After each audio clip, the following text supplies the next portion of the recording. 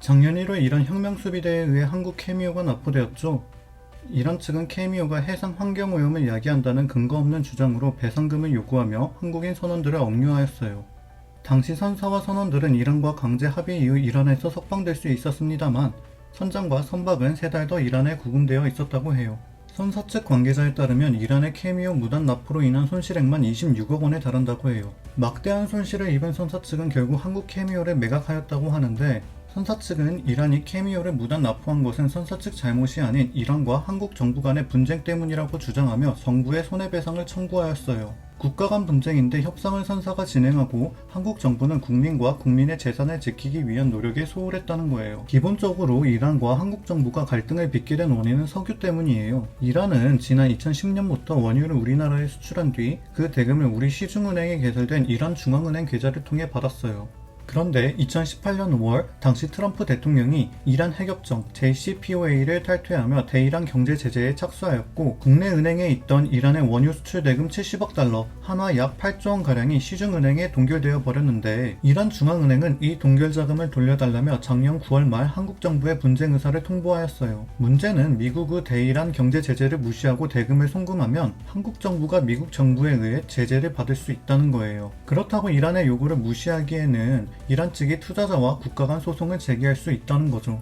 한 이란 투자보호 협정에 따라 분쟁 의사 통보 이후 6개월 내에 분쟁이 해결되지 않을 경우 소송을 제기할 수 있거든요. 이 소송에 패소하게 될 경우 원금의 이자까지 합쳐서 약 10조 원을 물어내야 된다고 해요. 결국 한국은 미국과 이란 사이에 끼어서 이러지도 저러지도 못하고 있는 상황이라는 건데, 미국과 이란의 갈등이 해결되지 않으면 한국은 계속 난처한 입장일 것 같아요.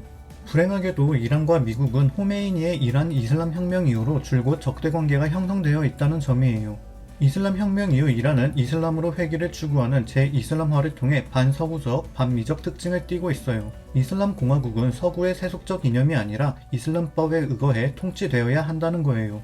사실 이슬람 혁명 발발 이전 이란은 대표적 친미 국가 중 하나였거든요. 이란 팔라비 왕조의 샤 정권은 서구화와 근대화를 통해 국가를 개혁하고자 하였어요. 하지만 이란 국민 입장에서는 이슬람력을 교체하면서 이슬람에서 벗어난 세속적 모습을 보여주고, 샤 정권이 국고를 사치스러운 삶에 이용하는 모습을 보자 불만이 극에 달해요. 심지어 인플레이션과 빈부격차가 심화되는 등 경제적 위기까지 심해진 상황이었어요. 석유 산업을 국유화한 뒤 그 수익을 기득권이 다 가져갔거든요. 대중의 불만이 고조된 상황에서 1978년 1월 이란 일간지 에텔라하트의 종교 지도자 호메이니 음해 기사가 실리자 콤 신학교 학생들이 대규모 시위를 일으키고 샤 정권은 이 시위를 무력 진압해요. 하지만 강경 진압이 도화선이 되어 이란 전역으로 시위가 확산된 시위를 또다시 강경 진압하여 블랙 프라이데이라는 대규모 유혈 사태가 터져 레자 샤 팔라비는 이란을 탈출하고 호메이니가 이끄는 이슬람 혁명이 이란에서 발발하게 돼요. 호메이니는 이슬람법에 입각한 성직자들이 지배하는 체제를 주장하며 이란 이슬람 공화국의 궁극적 정치 구조를 제시했어요. 또한 반혁명 세력 축출 및 이슬람 통치를 공고화하기 위한 정치 제도를 도입해요. 혁명재판소를 창설하여 반혁명 세력을 축출하고 샤 정권 인사를 체포해요. 또한 이란 혁명수비대를 창설해서 반대 세력에 대한 강경 진압을 하고 이슬람 공화당 창설을 통해 이슬람 법학자 통치체제 구현을 추구해요. 이 혁명 과정에서 군중의 분노는 비단 샤 정권에만 향한 것이 아니라 미국에까지 향하게 돼요. 샤 정권과 협력한 세속주의 세력인 미국에게도 잘못이 있다는 거죠. 특히 이란을 탈출한 레자 샤 팔라비의 송환을 가지고 갈등을 빚게 되는데, 그 결과 같은 해에 과격해진 시위대에 의해 테헤란 주재 미국 이란 대사관 인질 사태가 발생하게 돼요. 미국 대사관 소속 직원 52명이 무려 444일 동안이나 억류된 거예요. 그런데 이란 국내 정치와 이란 대사관 인질 사건이 연계되어 이란 내에서 개혁주의 세력이 축출되게 돼요. 이후로도 미국과 이란의 갈등은 계속되었어요.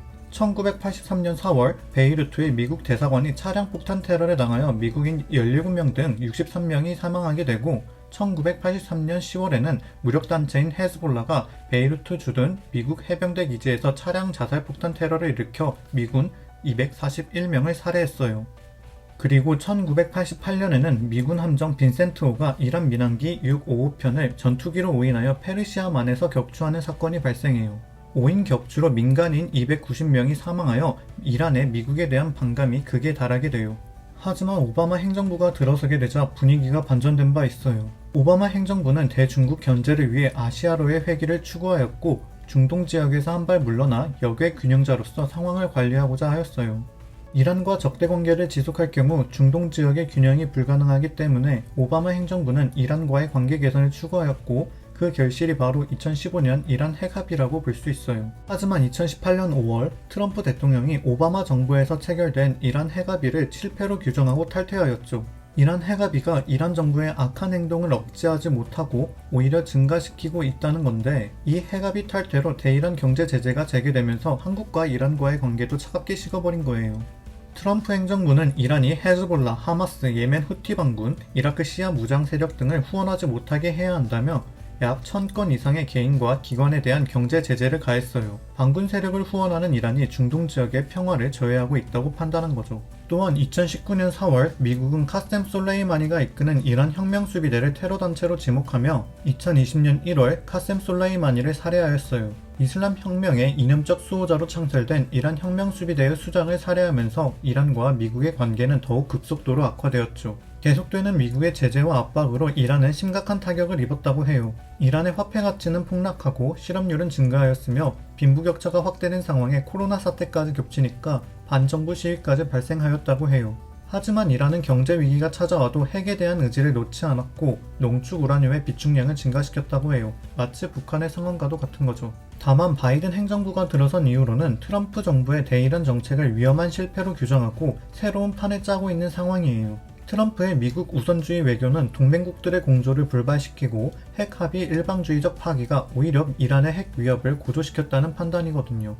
그래서 미국과 이란은 기존 이란 핵 합의인 JCPOA의 틀에서 새로운 합의를 모색하고 있어요. 다만 이 둘의 입장차가 극명해서 언제 갈등이 해결될지는 미지수예요. 미국은 이전 핵 합의에서 논의되지 않았던 미사일 개발, 인권 문제 등 포괄적 협상을 요구하며 이란의 우라늄 농축 농도 상향 조치를 원상복구해야 미국의 JCPOA 복귀가 가능하다는 입장이에요. 반면 이란은 모든 책임이 미국에게 있다면 미국의 선 조치를 요구하고 있어요. 미국이 일방적으로 핵합의를 탈퇴하였으니 그에 대한 모든 책임을 지고 제재 해제와 그동안 경제적 제재로 발생하였던 피해 보상을 요구하고 있는 거죠. 더 나아가 이란은 바이든 정부가 거론한 미사일 문제는 결코 협상의 대상이 될 수 없다는 입장이에요. 미국과 이란의 갈등이 조만간 해결될 것이라는 긍정적 전망은 아직 나오지 않고 있어요. 미국과 이란이 갈등하니 한국은 그 사이에 껴서 눈치를 보고 있는 상황이지만 이란과 한국의 관계가 처음부터 이렇게 차갑지는 않았거든요. 서울과 이란의 수도 테헤란의 자매결연을 기념하여 강남의 삼릉로를 테헤란로로 명명한 바 있고